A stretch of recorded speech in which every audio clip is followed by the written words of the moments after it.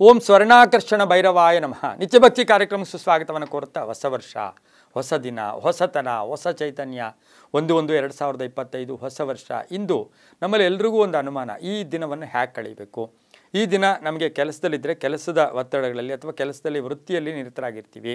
ಆದರೂ ಕೂಡ ನಾವು ಇವತ್ತಿನ ದಿವಸ ಈ ದಿನವನ್ನು ಹೇಗೆ ಕಳೆದಾಗ ಜಪದ ಮುಖೇನ, ತಪದ ಮುಖೇನ ಈ ದಿನ ನಾವು ಐಷಾರಾಮಿಯಾಗಿ ಯಾವ ಆಹಾರ ಸೇವನೆ ಮಾಡಿಕೊಂಡು ಅಥವಾ ಏನೋ ವಿಚಿತ್ರವಾಗಿ ವರ್ತನೆ ಮಾಡಿಕೊಂಡು ಹೋದಾಗ ಈ ಒಂದು ಸಂಖ್ಯಾ ವರ್ಷ, ಆದರೆ ಇದು ಹೊಸ ವರ್ಷ ಅಂದರೆ ನಮಗೆ ಯುಗಾದಿಯೇ ಹೊಸ ವರ್ಷ. ಆದರೂ ಕೂಡ ಇಂದು ನಾವೊಂದು ಸಂಕಲ್ಪ ಮಾಡ್ಕೊಳ್ಳೋದು, ಒಂದು ಡೇಟ್ ಬೇಕು, ಪರೀಕ್ಷೆಗೂ ಒಂದು ದಿನಾಂಕ ಬೇಕು, ಫಲಿತಾಂಶಕ್ಕೂ ಒಂದು ದಿನಾಂಕ ಬೇಕು.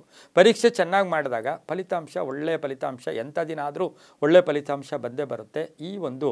ಈ ಒಂದು ಸಂಖ್ಯಾ ವರ್ಷದ ಶುಭಾಶಯಗಳನ್ನು ಸಮಸ್ತರಿಗೂ ಕೋರುತ್ತಾ, ಈಗ ಇದರ ವಿಧಾನ ಹೇಗೆ, ಇದನ್ನು ಹೇಗೆ ಆಚರಣೆ ಮಾಡಬೇಕು ಅಂದರೆ, ಕೆಲವರು ಪಾರ್ಟಿಯ ಮುಖಾಂತರ, ಮೋಜು ಮಸ್ತಿಗಳ ಮುಖಾಂತರ, ಅಥವಾ ವಾಹನದಲ್ಲಿ ಆ ಪ್ರಜ್ಞೆ ಇಲ್ಲದೆ ವಾಹನ ಚಲಿಸ್ತಕ್ಕಂಥದ್ದು, ಅಥವಾ ದೇಹಕ್ಕೆ ಯಾವುದೋ ಮದ ಮಾಂಸಗಳನ್ನು, ಅಥವಾ ನಿಮ್ಮ ಆಹಾರ ತಗೊಂಡ್ರೂ ಅದು ಲಿಮಿಟ್ ಇರಲಿ, ಅದರಿಂದ ಕೂಡ ಯಾವುದೋ ಏನೇನೋ ಆಹಾರ ತಗೊಂಡ್ಬಿಟ್ಟು ವಿಚಿತ್ರವಾಗಿ ವರ್ತನೆ ಮಾಡ್ಕೊಂಡು ಹೋಗೋದು.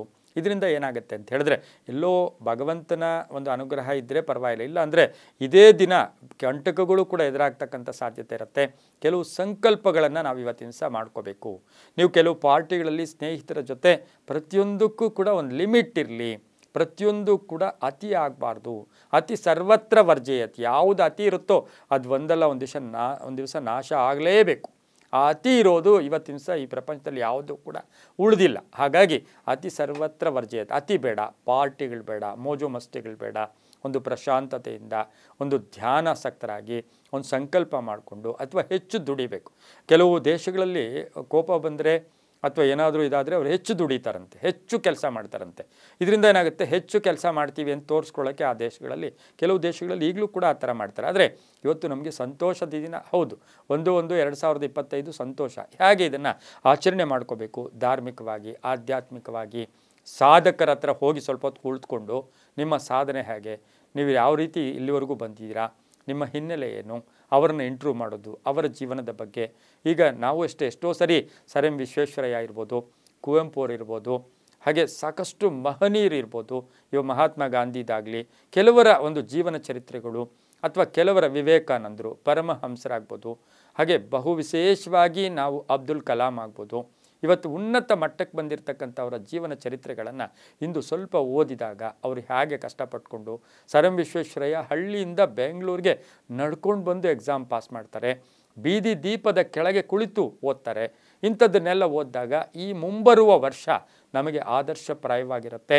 ನಾವು ಇವತ್ತಿನ ಸಹ ಮಕ್ಕಳಿಗೆ, ಅದರಲ್ಲೂ ಸಹ ತಂದೆ ತಾಯಿಗಳು ಇಂದು ಮಕ್ಕಳಿಗೆ ಒಳ್ಳೆಯ ಸಂಸ್ಕಾರ, ಒಳ್ಳೆಯ ಗುರುಗಳ ಭೇಟಿ ಮಾಡಿಸೋದು, ದೇವಾಲಯದಲ್ಲಿ ಹೋಗಿ ಸ್ವಲ್ಪ ಹೊತ್ತು ಕುಳಿತುಕೊಂಡು ಬಂದಾಗ ಅದರಿಂದ ಸಾಕಷ್ಟು ಶುಭ ಆಗ್ತಕ್ಕಂಥದ್ದು ಕೂಡ ಇರುತ್ತೆ. ಇಲ್ಲಿ ಇವತ್ತಿನ ದಿವಸ ದೇಹ ಶುದ್ಧಿ ಮಾಡ್ಕೋಬೇಕು, ಮನಃಶುದ್ಧಿ ಮಾಡ್ಕೋಬೇಕು. ದೇಹ ಶುದ್ಧಿ ಮತ್ತು ಮನಃಶುದ್ಧಿ ಮಾಡ್ಕೋಬೇಕು. ಜಪ ತಪಗಳ ಧ್ಯಾನಗಳು, ಒಂದೇನಾದರೂ ಒಂದು ಶ್ಲೋಕ ತಗೊಂಡು ಅದನ್ನು ಜಪ ಮಾಡೋದ್ರಿಂದ, ದಾನ ಮಾಡೋದು, ಸಮಾಜದ ಯಾರೋ ಕಾರ್ಯಗಳು, ದಾನ ಧರ್ಮಗಳು. ಇವತ್ತು ಹೊಸ ವರ್ಷ ಅಂಥೇಳಿ ಎಲ್ಲೋ ಒಂದು ಕಡೆ ಅನ್ನದಾನ ಮಾಡ್ತಾರೆ. ನಮ್ಮ ಕೈಲಾದಷ್ಟು ನಾವು ಅಲ್ಲೋಗಿ ನಿಂತು ಏನಾದರೂ ಕೆಲಸ ಮಾಡೋದು, ಒಂದು ದೇವಸ್ಥಾನದಲ್ಲಿ ಹೋಗಿ ಅಲ್ಲಿರ್ತಕ್ಕಂಥ ಆ ದೇವಸ್ಥಾನದಲ್ಲಿರ್ತಕ್ಕಂಥ ಒಂದು ಶುಚಿ, ಎಲ್ಲೋ ಒಂದು ಕಡೆ ಸ್ವಚ್ಛತೆಯನ್ನು ಕಾಪಾಡಿ ನಮ್ಮ ಕೈಲಾದಷ್ಟು ಒಂದು ಶುಚಿ ಏರ್ಪಡೋಕ್ಕೆ ಪ್ರಯತ್ನ ಪಡೋದು. ಹಾಗೆ ಅಸಕ್ತರಿಗೆ, ವೃದ್ಧರಿಗೆ ಸಹಾಯ ಮಾಡೋದು. ಇದೇ ಇವತ್ತಿನ ದಿವಸ ನಾವು ಇಟ್ಕೊಂಡು ಒಂದು ಗುರಿ ಕೂಡ ಇಟ್ಕೋಬೇಕು. ಅದರಲ್ಲೂ ಸಹ 1/1/2025 ಇವತ್ತು ಒಂದು ಹೊಸ ವರ್ಷದ ದಿನ ಅಲ್ಲ, ಅದರ ಜೊತೆಗೆ ಈ 12 ದಿನ ಯಾರು ಮಾಡ್ತಾರೋ, ಇವತ್ತು 1ನೇ ತಾರೀಕಿನಿಂದ 12ನೇ ತಾರೀಕಿನ ತನಕ ಕೆಲವು ಸಮಾಜ ಸೇವಾ ಕಾರ್ಯಗಳಲ್ಲಿ ಆ ಮನಸ್ಸನ್ನು ಪ್ರಶಾಂತವಾಗಿಟ್ಕೊಂಡು ಕೋಪತಾಪಗಳಿಗೆ ಒಳಗಾಗದೆ ಅಥವಾ ಯಾವುದೇ ಒಂದು ದುಷ್ಟ ಕೆಲಸಗಳಲ್ಲಿ ಭಾಗಿಯಾಗದೇ ಇದ್ದರೆ ವರ್ಷ ಪೂರ್ತಿ ಚೆನ್ನಾಗಿರ್ತಾರಂತೆ.